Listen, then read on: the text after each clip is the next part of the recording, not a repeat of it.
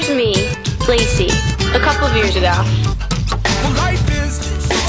In high school, I hated English class. I never saw the point in discussing literature and instead enjoyed spending the class staring out the window or calling my teacher on her cell phone repeatedly. She never seemed to learn to put it on silent. Or talking to my friend who sat next to me, which usually got me sitting by myself on the other side of the room. Or finding other pranks to amuse myself. College wasn't all that different from high school, and college English classes didn't seem that different either. Except now I had a laptop in front of me, so I could spend class looking at J. Crew dresses that I couldn't afford, instead of getting myself into trouble.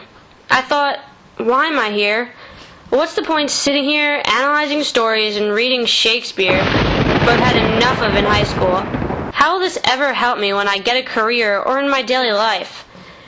As I sat in one of my first college English 2 sessions, my teacher said we would be spending months on Shakespeare's Othello, and assigned research papers on the play. In mine, I chose to prove that Iago, the play's villain, who I thought was an unrealistic character, is actually a psychopath. At first, this was not a fun task.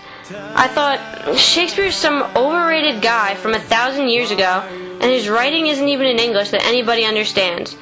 Shouldn't this be a sign that he's not relevant anymore?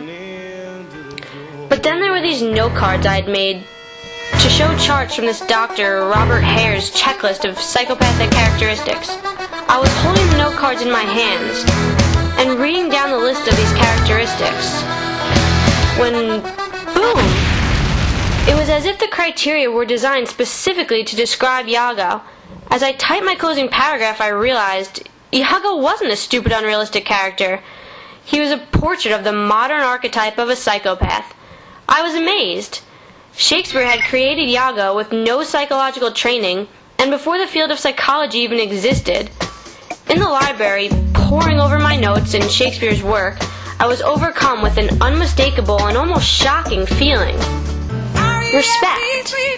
I soon realized that writing the paper on Othello and being part of my English class had shown me how to analyze literature from different perspectives. For Othello, I'd used a psychological perspective. Through the analysis of different texts, I learned to appreciate writing I would have otherwise had trouble relating to or found boring, and to respect authors I'd previously despised.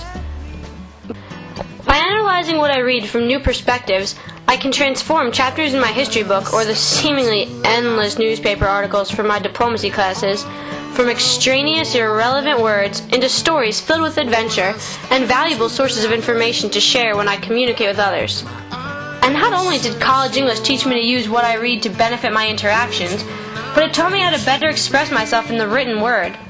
I work at a gym where I try to sell people memberships and know firsthand that no one's going to listen to you if you can't deliver an appealing, concise, and focused message, which college English helped me to do in my writing. I finished my freshman year of college and have come out with some important lessons from what, to me, is an unlikely class. English. I still don't think I would read Shakespeare for fun, but when I met with a potential member at the gym last week and he said that he loves Othello, I was able to tell him all about Iago's psychopathic tendencies. He signed up for a 2-year membership, and I earned a commission that allowed me to buy one of those dresses I couldn't afford last year.